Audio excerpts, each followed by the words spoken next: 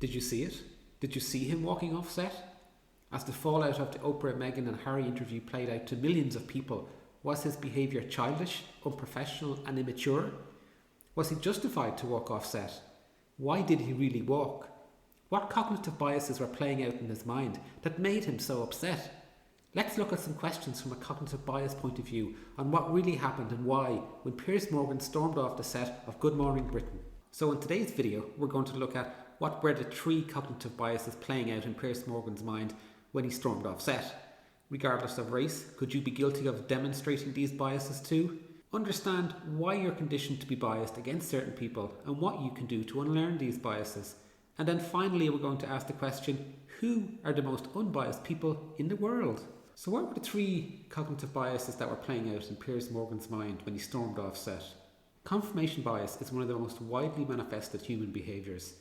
It is the tendency to search for, interpret, favour and recall information in a way that confirms or supports one's prior beliefs or values.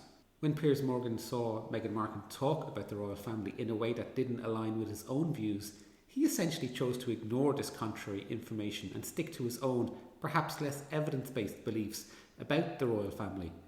This effect has been shown to be strongest when it comes to looking for desired outcomes, emotionally charged issues, or for deeply entrenched beliefs. Clearly in this case, Piers Morgan was not happy with the outcome. He was looking to portray the royal family in a different light. The conversation with his fellow TV presenters was clearly emotionally charged, and you could again clearly see that deeply entrenched beliefs were being brought to the surface. As well as confirmation bias, what other bias was evident? Was Piers Morgan having some difficulty separating out perception from reality? Does he have a higher opinion of himself versus the current reality that is Meghan and Harry talking openly about the royal family? You could argue that Piers was being egocentric when he stormed off set. Humans do not remember events objectively but subjectively. An egocentric person has the inability to understand that the opinion or view of another person might be different from their own. This egocentrism can play out as not valuing another person's opinion. Another related bias at play here could be what's known as bias blind spot.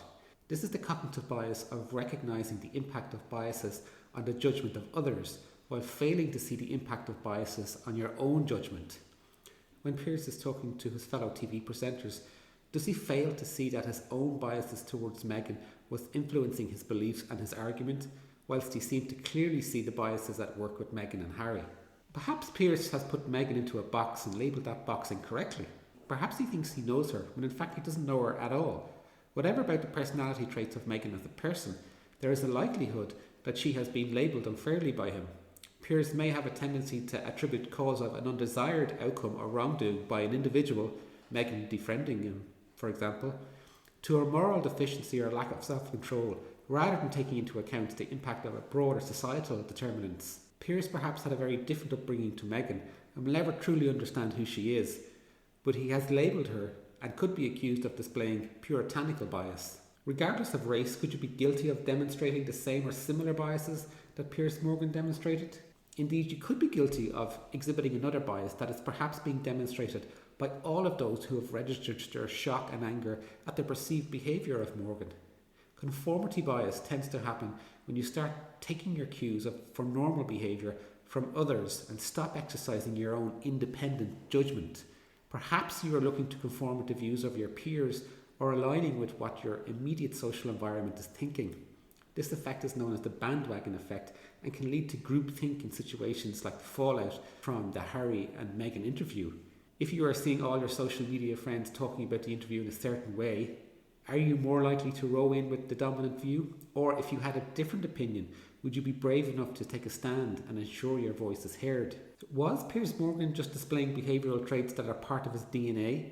These traits or biases are a result of his upbringing and simply reflects the environment and society he lives in. Do you think you are conditioned to be biased against certain people and that's just the way it is? These are cognitive biases, so they are part of every human. Your cognitive biases are strong preconceived notions of someone or something based on information you have, perceive to have or lack.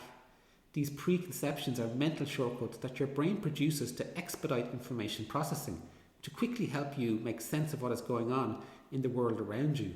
In the case of Meghan versus Piers, if Piers was to confront this confirmation bias and work to change it, he would have to start off by seeking out information that goes against his pre-existing beliefs.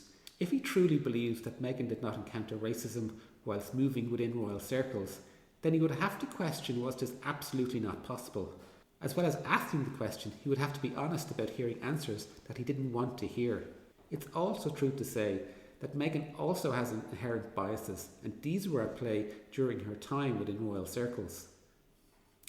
Let's finally ask the question, who are the most unbiased people in the world? To be human is to be biased. To be biased is to be human. There is nobody without bias in the world, from any race, religion or culture. It's impossible to be totally unbiased, as it's simply the way the human brain works. Clearly there are shades of bias spanning along a spectrum from very mildly biased to extremely biased. From perception of people, attitudes towards certain people, listening to certain types of people, everyone is biased. But here's the thing, it is not and should not be a polarising effect. Being made aware of a bias and having the will to change that bias is the way forward for each individual. A great example of how this plays out in the real world is what happened in Maryland in 1983. Daryl Davis was playing piano in a lounge filled with white people. It wasn't the first time he had been the only black man in a lounge like this. After the gig, an older white man walked up to him and remarked that he was astonished to see a black musician play like Jerry Lee Lewis. He invited Daryl to sit down for a drink. Soon the man admitted that he had never had a drink with a black man before. He was a member of the Ku Klux Klan, the white supremacist group. If you found yourself sitting down with someone who hated you and all people who shared your skin colour, your instinctive options might be to fight, flight or freeze, and rightfully so. Daryl had a different reaction. He burst out laughing. When the man pulled out his KKK membership card to show he wasn't joking, Daryl returned to a question that had been on his mind since he was 10 years old. In the late 1960s, he was marching in a Cub Scout parade when white spectators started throwing cans, rocks and bottles at him. It was the first time he remembers facing overt racism, and although he could justifiably have gotten angry, he was bewildered. How could you hate me when you don't even know me? At the end of the conversation, the Klansman handed Daryl his phone number and asked if he would call him whenever he was playing locally. Daryl followed up, and the next month the man showed up with a bunch of his friends to see Daryl perform. Over time a friendship grew, and the man ended up leaving the KKK. That was the turning point in Daryl's life too. It wasn't long before Daryl was sitting down with Imperial Wizards and Grand Dragons, the clan's highest officers, to ask his question. Since then, Daryl has convinced many white supremacists to leave the KKK and abandoned their hatred. That's it for today, folks. I hope you enjoyed the video. If you did, I'd appreciate it if you clicked the like button. If you have any comments, please feel free to share them. I'm interested in your views or your own experiences on cognitive biases generally, and how you've experienced them, or how you've seen people change their bias. If you want to listen to more stories about cognitive bias at work, just subscribe to the channel.